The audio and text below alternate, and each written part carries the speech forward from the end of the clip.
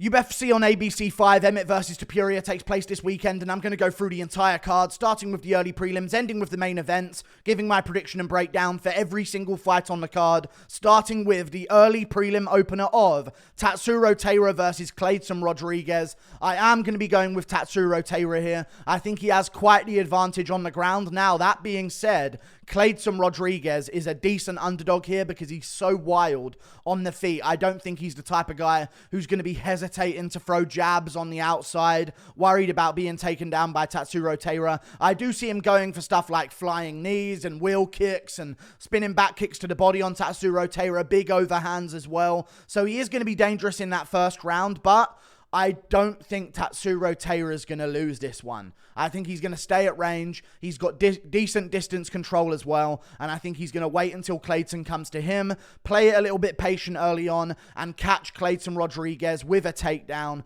in the middle of one of these crazy moves from Kleydson Rodrigues that are a big risk, big reward type move. So he might go for like a spinning back kick and get his back taken by Tatsuro Taira, or he goes for a flying knee, but Tatsuro catches him and sort of smothers the flying knee and ends up on top on the ground and stuff like that. So I just think Kleydson is so wild and he can't help himself. At some point in this fight, he will end up on the ground. We've seen him on the ground before against lesser opponents and lesser grapplers than Tatsuro Taira. And you've also got to consider the confidence of Tatsuro Taira as well. 23 years of age, 13-0, on a win streak in the UFC, coming off some finishes as well. I think he's going to get this one done. Plus, to deal with the crazy rangy strikes of Kleydson Rodrigues, he has a 3-inch reach advantage at flyweight, which is big time. So I'm going with Tatsuro Taira getting this one done by second or third round submission. We move on to another fight on the prelims, which is Jamall Emmers versus Jack Jenkins. I was going to go with Jamall Emmers. I'm still considering going with Jamall Emmers. I'm going with Jamall Emmers.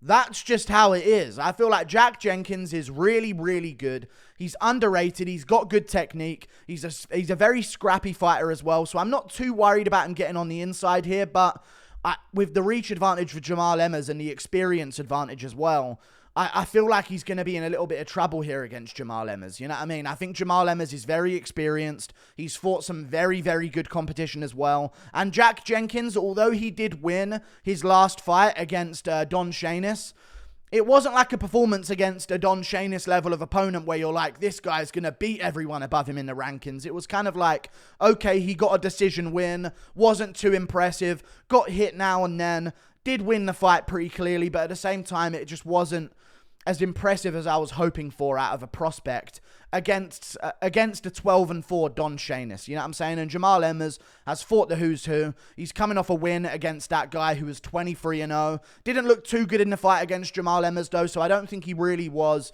a 23-0 level guy. But at the end of the day, he was 23-0. So he's had 23 pro fights, and he's won all 23 of them. And Jamall Emmers, after not ideal circumstances either, after a bit of time off and some injuries here and there, he comes back and gets it done anyway. I think now that he's shaken off the cobwebs and he's getting right back in there a couple of months later, I think we're going to see a better performance out of Jamall Emmers, and I think he's going to get this one done. So I reckon this is Jamall Emmers' fight to lose. I think he can keep this at range. I think there's going to be moments where Jack Jenkins finds his way on the inside and tries landing knees to the body and punches to the body, but I think he's going to be too little too late in a 3-rounder, and I think Jamall Emmers is going to secure himself the first 2 rounds here and win this fight 2-1. I reckon he gets this one done. Not to mention his only 2 losses in the UFC to Giga Chikadze, who he took to a split decision in a striking fight, and also Pat Sabatini, who he dropped immediately before getting heel hooked by him. So I feel like he's really underrated. Other than that, lost to Julian Erosa on the Contender Series in 2018. Thiago Moises in the 5th round. You know what I mean? He's fought some good opponents. He has a win over Corey Sandhagen. I'm going with Jamall Emmers. We move on. Up the card, Trevor Peek versus Mariscal. Chepe Mariscal. I'm going to be going with Trevor Peek here. I'm going with the standing hammer fist KO in the first round. Let's keep the meme alive. There's no logic going into this prediction, although you do kind of have to pick Trevor Peek here. Although Mariscal isn't a bad opponent, and again, we just spoke about Jamall Emmers fighting the who's who. Mariscal has fought a bunch of UFC competition as well. You look for his record, and you see he's at Team Elevation, very, very good gym, on a free fight winning streak as well on the regional scene. Taking this fight, not on ideal circumstances, on short notice, but he was training for a fight in May anyway, so he's going to have a bit of... He's going to have been in training camp. I don't think he's going to be too gassed out here. I just think in your UFC debut, you've got a guy in Trevor Peek here who is so dangerous in the first round. I think if there's any kind of octagon jitters here, he's going to get smoked, and it's going to be in front of a crowd as well at UFC on ABC 5. I believe it's going to be in front of a crowd. I just ran out of breath there, by the way. I think Trevor Peek's going to be right on him immediately into the fight. Trevor Peek's got good get-ups from takedowns as well. He's sort of like the Derek Lewis of the lightweight division. So I am going to side with Mariscal, who's a little bit smaller than Trevor Peek as well. I think we're going to notice in the fight as well. Trevor Peek's going to be a little bit bigger than him, and I think he's going to put that standing hammer fist right across Mariscal's chin. But again, Mariscal fought Soriano, who's in the UFC. Steve Garcia beat him, who's in the UFC. Joe Anderson Brito beat him, who's in the UFC. He beat Pat Sabatini. He beat Yusuf Zalal. He's fought a bunch of UFC names. Bryce Mitchell, Gregor Gillespie way back in the day as well. I just think Trevor Peek, with that undefeated alpha energy, is going to march across the cage and start a scrap with this guy, getting up from takedowns, smashing him in the face, and then eventually finishing with that standing hammer fist. We move on up the card to another fight, which is Tabatha Ricci versus Gillian Robertson. I'm actually going to go with Gillian Robertson here over Tabatha Ricci. I know the majority of people are picking Tabatha Ricci here, but I think Gillian Robertson, yes or no, when we see Gillian Robertson doing well on the ground, she's going for submission attempts or getting submission attempts, or she's damaging her opponent with ground and pound and doing some kind of damage in those positions. She's got that scrappiness in her because she has the experience. She's been around for a long time. She's had her close decisions, and she sort of learned from them to try and capitalize and get points where she can and look for finishes where she can. I think if anyone finishes this, it's probably going to be Gillian Robertson. I think both girls have a chance of submitting each other now. But the problem is, in a grappling match, that I think this is going to end up being, because I don't think either of them are too comfortable on the feet. But Gillian Robertson is a lot longer, a lot rangier, got a reach advantage as well. So I think it might favor her a bit, even if Tabatha Ricci is a little bit more technical. I think the size of Robertson is going to make her lead the dance, which I like in women's MMA. It's tough to win as a counter striker in women's MMA these days, especially at the lower levels. So I think Gillian Robertson being aggressive is going to work for her. I think she can win it in the clinch. I think if they end up grappling against each other, Tabatha Ricci does not do as much damage on the ground as Gillian Robertson and doesn't capitalize in positions the same way Gillian Robertson does. She has got good submissions, but I think Robertson has some good ground and pound as well. So I think it's going to go to a decision. It's going to be a split decision, and I think Gillian Robertson is going to win this one based on damage. Maybe she's on her back and landing elbows and hammer fists, stuff like that. I think Gillian Robertson's going to stay busier and win based on the criteria of MMA. We move on. Up the card, Mateusz Rebecki versus Loik Radzhabov. I'm going to go with Mateusz Rebecki. I think I'm going to go with Loik Radzhabov. Good fighter, talented guy, just beat Esteban Ribovic. Had some danger in that fight though, and in my opinion, didn't look too great on the feet. Had some great takedowns, kept working the takedowns on Ribovic, who was stuffing a lot of them, by the way, and getting back up whenever he did get taken down. And, you know, he had the only submission attempt in the fight against Radzhabov. Although Radzhabov won that fight, Ribovic seemed like he had more potential out of the two of them, you know what I mean, to grow and become something moving forward. Whereas Radzhabov kind of just held on and barely got himself a decision win in that fight. So I think Rebecki, shorter, stockier, great grappler. I don't see Radzhabov being able to rely on the takedowns the same way he did against Esteban Ribovic. So I think this is going to be a situation where Radzhabov is kind of stuck on the feet with Rebecki, and Rebecki can choose where he wants this fight to take place. Both guys are great grapplers though, but I think Rebecki, I think he's going to be able to stuff the takedowns a little bit better, and I think he's going to be a little bit of a wrecking machine in there, and I can actually see him getting a KO at the end of round 1 or the end of round 2 after pressuring Radzhabov backwards, stuffing a few takedowns, and landing some of those nasty hooks. So I'm going to go with Mateusz Rebecki. I reckon he gets this one done. We move on to another fight up the card. Randy Brown versus Wellington Turman. I'm going to go with Randy Brown over Wellington Turman. First of all, I don't know how Wellington Turman is going to do in the welterweight division. That is a worry for me. Big worry. I don't know how he's going to do, and I don't know how he's going to make weight. Randy Brown's a big dude for that division as well, but I never like guys moving down a division. I never like him moving down a division. It makes no sense to move down. Sometimes it does, and in Wellington Turman's case, he just got out-grappled by Petrosky. He probably felt quite weak in that matchup, so I get why he's doing it, but I just never like it because there's always a skill difference. And I think Randy Brown shows a night and day skill difference to Wellington Turman on the feet. And after a really big weight cut for Wellington Turman, first of all, I don't know if he's going to be able to just dominate Randy Brown in the grappling and just take him down over and over again. And second of all, I don't think he's going to be able to hang on the feet and take punishment after that weight cut. So I'm going to go with Randy Brown getting a TKO here at some point in the second round after picking at Wellington Turman to the legs and the body with knees and elbows in the clinch, and Wellington Turman failing a few takedown attempts in the first round. I think he breaks in the second and Randy Brown finishes him off by TKO. We move on up the card to another fight that is Austen Lane versus Justin Tafa. Now, this one is actually very interesting because Austen Lane is 6'5", 80-inch reach, and Tafa's 6 foot with a 74-inch reach. The only problem is Austen Lane, he's good. He's actually pretty good. He's not terrible, and he's on a win streak right now. And he just did good in his last fight as well. He was supposed to be fighting Junior Tafa earlier this year. Now he's fighting Justin Tafa. He got one of the Tafas, I guess. I can see him win him. I'm just going to say it. If Jared Vandeera and Carlos Felipe ever can, I think Austen Lane's a little bit too big in there. And I think he's a little bit too strong. And I can see him getting a really athletic-based takedown on Justin Tafa. I know it's a risky pick to make, and not a lot of people are actually picking him to win this one. In fact, not nearly anyone whatsoever is picking him to win this one. But I think I'm going to go with the size and athleticism. Am I going to doubt Justin Tafa? He looked good in his last fight, good before that, but those are two fat old men. Those are two fat old men. And he is a bit open himself at times.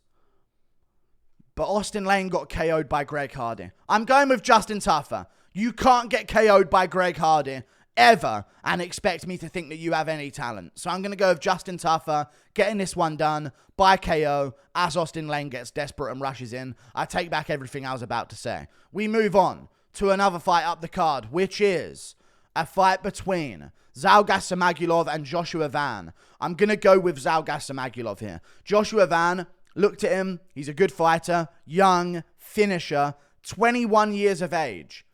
21 years of age, Joshua Van, fighting out of Myanmar, which is interesting to see.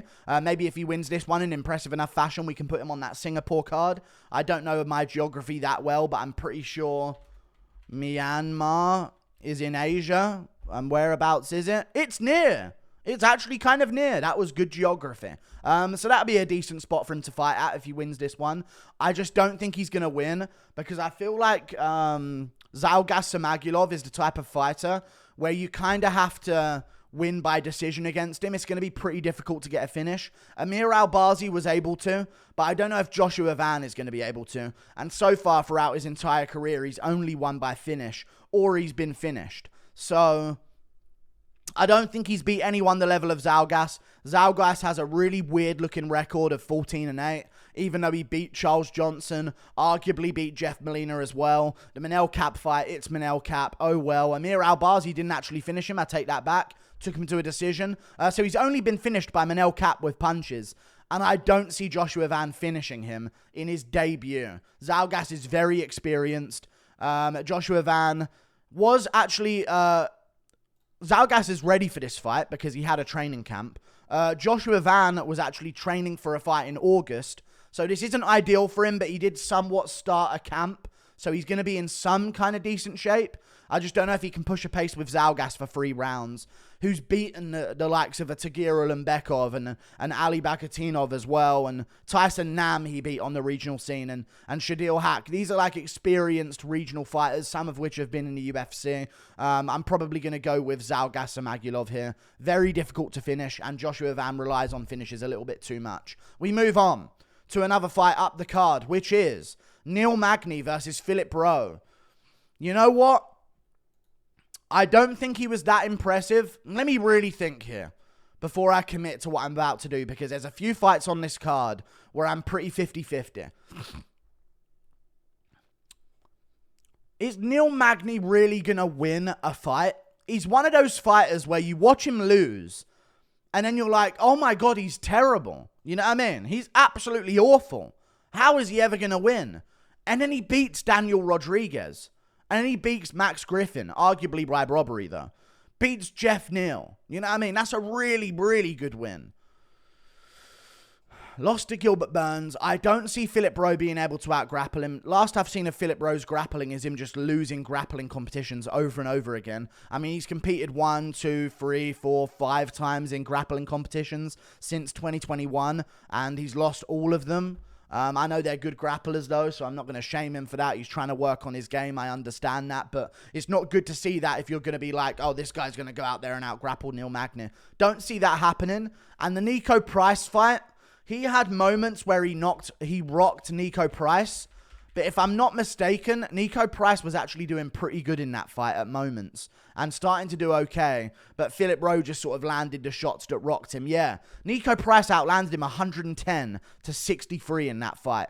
34-20 in round 1, 34-17 in round 2, and 42-26 in round 3. But Philip Rowe just kept hurting him. I don't see Neil Magny having chin issues at this point in his career. I don't see Philip Rowe being able to hurt him consistently or score a KO. I don't see him being able to get this one done by sub. So if it goes to a decision, I'm going to trust in the experience and the craftiness of Neil Magny pointing away at range and landing those shots at range. I think if Nico Price can outland you by that much and lose based on getting rocked, I think Neil Magny can outland you by that much, but just not get rocked as much and stay in there and be a little bit more aware of danger that Nico Price sort of charges into. So I'm going to go with Neil Magny in a boring, close decision, 29-28. We move on to another fight on the card, which is Brendan Allen versus Bruno Silva. God, I hate this one as well because I'm worried about this one as well, but I'm going to go with Brendan Allen. But Brendan Allen, here's the problem. And I'm not just saying this to Brendan Allen, I'm saying it to all of you guys. Brendan Allen is dumb, okay? And he is. And that's the only worry that I have here for him fighting Bruno Silva. I think if he comes out there with a good game plan to mix in the grappling with his striking, he can frustrate Bruno Silva the same way GM3 could. And GM3 dropped him. I think Brendan Allen is a much better fighter than Gerald Meerschaert. So I am thinking he's going to win this one. But I'm worried because there's a part of me that's going to... I feel like I'm going to see Brendan Allen try and strike with Bruno Silva for 3 straight rounds and eventually get caught on the chin. Because Brendan Allen likes to do that sometimes. But he's coming off a submission win over Krzysztof Jotko, then over Andre Muniz, back-to-back subs, won by submission in 3 of his last 4 fights. Other than that, he beat Jacob Malkoun, who's a very good grappler. Brendan Allen, if you're listening, please, my prediction rate is on the line. Please grapple in there. Push him up against the cage, go for an inside trip or 2, make Bruno Silva grapple defensively. His power's going to come down with his hands, and he'll start overthrowing and over-exaggerating his shots and overextending on them as well, like he did against GM3. Then you can start dominating. So I'm going to go with both of them going tit for tat at range in the first round, and then we see Brendan Allen shoot a takedown as Bruno Silva rushes in with his prime Vitor Belfort combo, like he's going for a 10-punch combo rushing forward. I think he's going to go forward for one of those combos. Brendan Allen's going to put him on the mat, and I think beat him up to a TKO to ground and pound. I'm going with Brendan Allen here. Please don't be dumb and trade power punches on the feet like you did with Chris Curtis. We move on to another fight up the card. David Onama versus Gabriel Santos. This is interesting. I'm actually going to go with Gabriel Santos because I was rewatching his fight with Lerone Murphy because he's fighting now and Lerone Murphy's fighting next month as well. So I was rewatching their fight against each other. He could arguably win that fight, and it was a split decision. He arguably should have won that fight, to be honest with you, because he did do some damage at the end of round 2, I believe it was. I was watching this last week, but he's very good, and he took that fight on short notice as well. He fought in January to a 3rd round fight. He took this guy, Jose Delano, who was 12-2, to the 3rd round of a fight and finished him in that fight and, you know, took some shots in that fight as well, and then turned around a couple of weeks later to fight against Lerone Murphy and looked really good. So I'm going to trust him to beat David Onama. I'm not going to make any generalizations here. I think he's going to have a good chin. He seems like he has a good chin. Lerone Murphy hits hard, and he didn't seem to have any problem taking his shots. In fact, he actually seemed to outpower Lerone Murphy and outgrit Lerone Murphy in certain exchanges. So I'm going to trust in him to win this one and not get finished by David Onama. And the problem with David Onama is that cardio, man. If you can get past the 1st round, he seems to fall off a ledge in terms of cardio. Lost to Mason Jones, got out cardioed in that fight. That was up a weight class, though. Lost to Nate Landwehr. And other than that, he hasn't really beat the best opponents, really. Gabriel Benitez was 22-9, coming off some losses. Garrett Armfield, 8-2, not really a good fighter whatsoever. It just seems like he's not the best, and he doesn't have as much grit as some of the other fighters, so I'm going to trust in Gabriel Santos to push a pace in the later rounds and win this fight maybe by 3rd round finish or by decision 29-28 based on the last 2. In hindsight, losing to Nate Landwehr the way he did and gassing the way he did in that fight isn't really a good look, seeing as Dan Ige just sort of controlled Landwehr for a decision win. I'm going to go with Gabriel Santos. He showed great potential against Lerone Murphy. I'm going with him. We move on to another fight up the card, which is Cody Brundage versus Cedric Dumas. I'm going to go with Cody Brundage over Bootgang. I think I'm going with Brundage here. I was watching back some Brundage fights because normally I have a really sour memory of Cody Brundage whenever he fights someone because, you know, you often see him lose, and when he loses, he doesn't look too good. But then he has these performances where he looks actually like a bit of a contender in the division, you know, like he's coming off losses to Rodolfo Vieira and Mikhail Oleksiejczuk. Those guys are very, very high-level middleweights, you know what I mean? They're like the just outside the rankings type level of middleweight on the roster. But then he beats Dalchalon Gurnbula and Tresean Gore. You know what I'm saying? Beats Tresean Gore. Goes to a close fight with Nick Maximov. Doesn't end up going well for him. I don't see Dumas out-grappling Cody Brundage. And at the end of the day, that's what Rodolfo Vieira was able to do. Mikhail Oleksiejczuk was able to reverse a grappling moment, end up on top and land some shots. We see Maximov shooting for takedowns on him over and over again. He got KO'd by William Knight by ground and pound. I don't see Dumas ending up on top. I don't see him getting off ground and pound. I don't see him getting off a submission unless it's a guillotine to a bad takedown. So I think it's going to be a stand-up fight for Dumas if he wants to win. And Brundage is going to have the option of where he wants it. And I think that's a big advantage, especially when you're as powerful as this guy, because let's not forget, before he TKO'd Tresean Gore to ground and pound, he slumped him with an overhand right on the chin and was looking great in the striking before that against Tresean Gore anyway. So I'm going to side with him to win. He's patient on the back foot, and I think he can push and get big shots on the feet and good takedowns as well. It just seemed like Cedric Dumas was really weak in his last fight against Josh Fremd. Just seemed really weak out of the two of them and not really athletic enough to get back up to his feet. So I'm going to go with Brundage getting this one done by a decision, I'm going to go with arm triangle submission in round 2 to Cody Brundage. We move on to another fight up the card, which is Amanda Ribas versus Maycee Barber. I was going to pick Maycee Barber to win,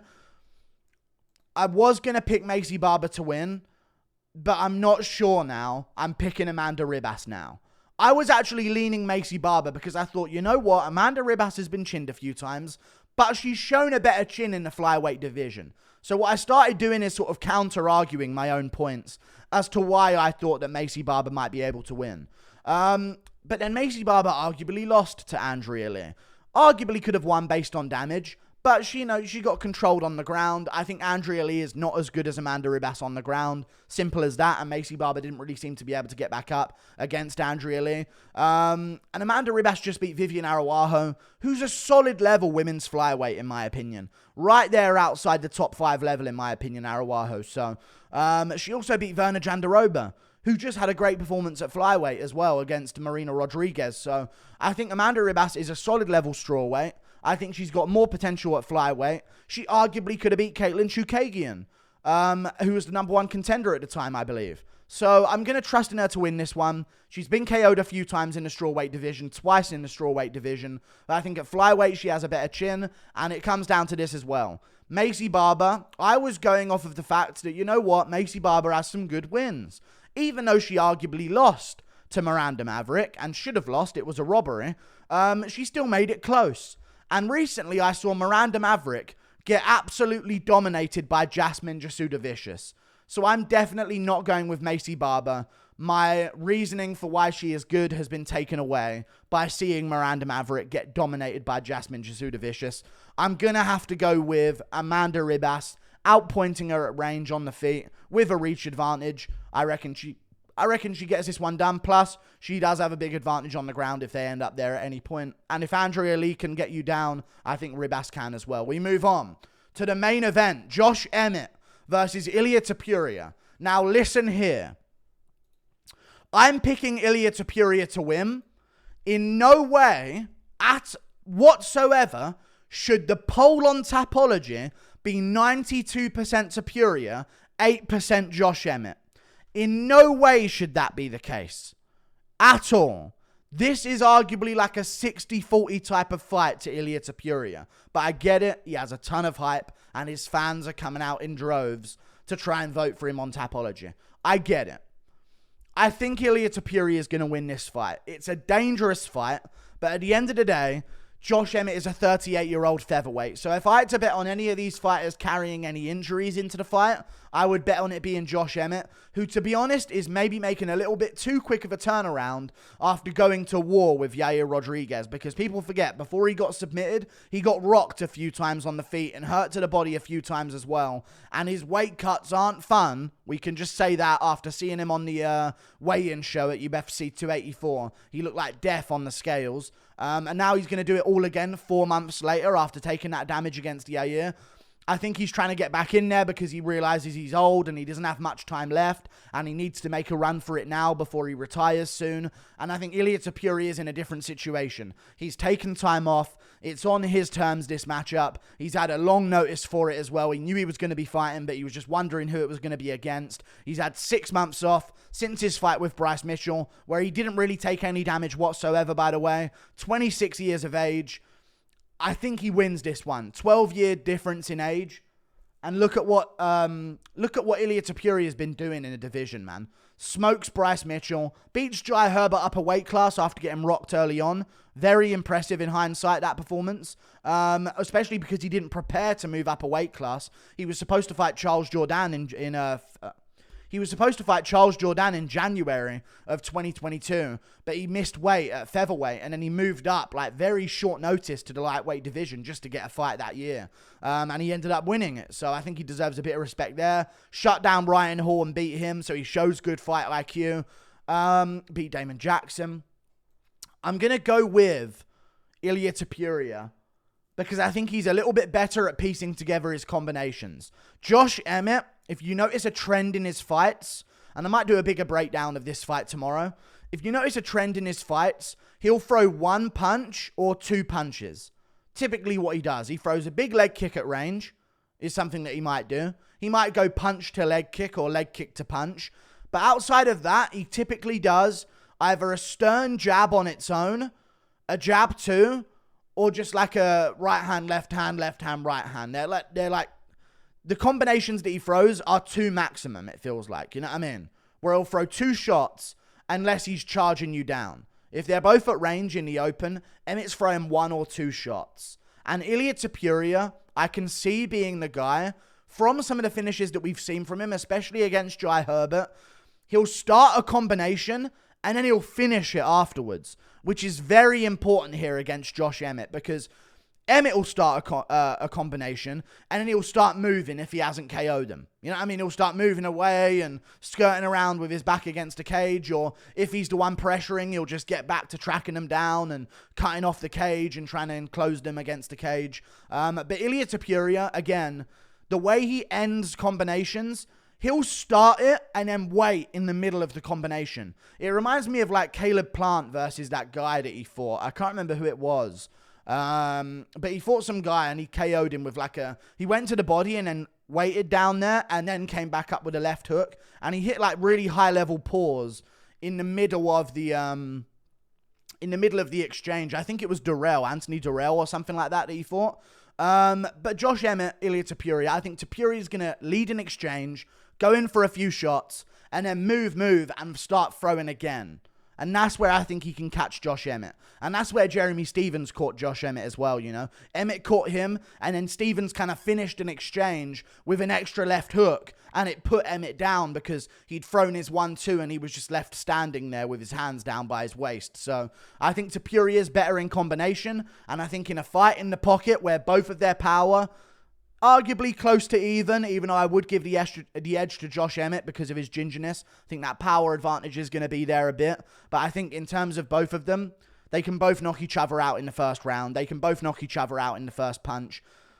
I'm going to go with Ilia Topuria being a little bit busier in the combinations. Like and subscribe. Thank you for watching. Toodle pip. I'll see you later. Goodbye. And Emmett got gifted a decision against Keita and arguably Ige as well.